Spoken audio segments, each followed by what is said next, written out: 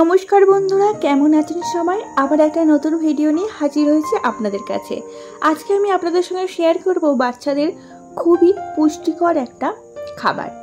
এটা আপনারা দুপুরবেলায় অথবা রাত্রেবেলায় ভারী খাবার হিসেবে খাওয়াতে পারেন।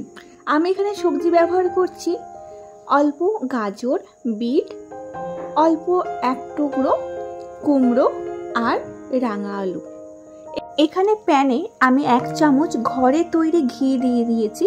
চাইলে আপনারা বাটার ব্যবহার করতে পারেন, তবে 7 থেকে 8 মাস বয়স যখন হবে তবেই কিন্তু ঘি বা বাটার ব্যবহার করবেন। 6 মাসের বাচ্চার জন্য ঘি আর বাটারটা অ্যাভয়েড করে বাকি যেভাবে করছি সেভাবে আপনারা করতে পারেন। এবার হালকা এখানে স্যাটে করে নিয়ে আর এখানে আমি দিলাম মুগ ডাল। মুগ ডালটা আমি শুকনো খোলায় একবার একটুখানি ড্রাই রোস্ট করে নিয়েছি। এবার সবজির সঙ্গে মুগ ডালটা মিশিয়ে নিচ্ছি। আর গোবিন্দভোগ চাল আমি এখানে ব্যবহার করছি। গোবিন্দভোগ চালটা ভালো করে ধুয়ে জলে ভিজিয়ে রেখেছিলাম আধ ঘন্টা থেকে 45 মিনিট মতো। এবার জল শুদ্ধ গোবিন্দভোগ চালটা দিয়ে দিলাম।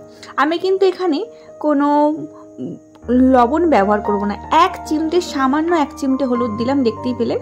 আর এখানে দিয়ে দিলাম গরম জল। এবার আপনারা এটা কড়াইতেও ঢাকা দিয়ে করতে পারেন, তবে যেহেতু একদমই ছোট বাচ্চা আমি এখানে আমার বেবির জন্য প্রেসার কুকার ব্যবহার করছি। প্রেসার কুকারে আমি 4 থেকে 5টা সিটি দিয়ে নেব। তো দেখুন একদম শুকনো হয়ে গেছে। আপনারা চাইলে এই অবস্থায় হালকা একটু গরম জল ব্যবহার করতে পারেন। তো এবার আমি একটা মিক্সি জারে নিয়ে নিয়েছি।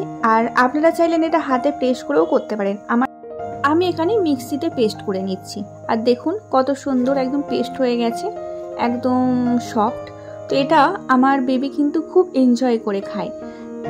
আর এটা কিন্তু খুব পুষ্টিগুণ, যেহেতু এর মধ্যে গাজর, বিট, রাঙা আলু আর ডাল আছে। আর তার সাথে আপনারা বিনস ব্যবহার করতে পারেন। আর কুমড়োও কিন্তু বাচ্চাদের জন্য খুব ভালো, যেহেতু এখানে আপনারা চাইলে পছন্দ মতো সবজি ব্যবহার করতেই পারেন। তো দেখুন আমার বেবি কিন্তু খুব আনন্দ সহকারে এইটা খাচ্ছে। দেখে বুঝতেই পারছেন কতটা এনজয় করছে। তো আপনারাও চেষ্টা করুন, ভীষণ ভালো একটা খাবার। এটা ভারী খাবার, যেহেতু আপনারা রাতে এবং দুপুরে এটা ভারী খাবার হিসেবে ব্যবহার করতে পারেন।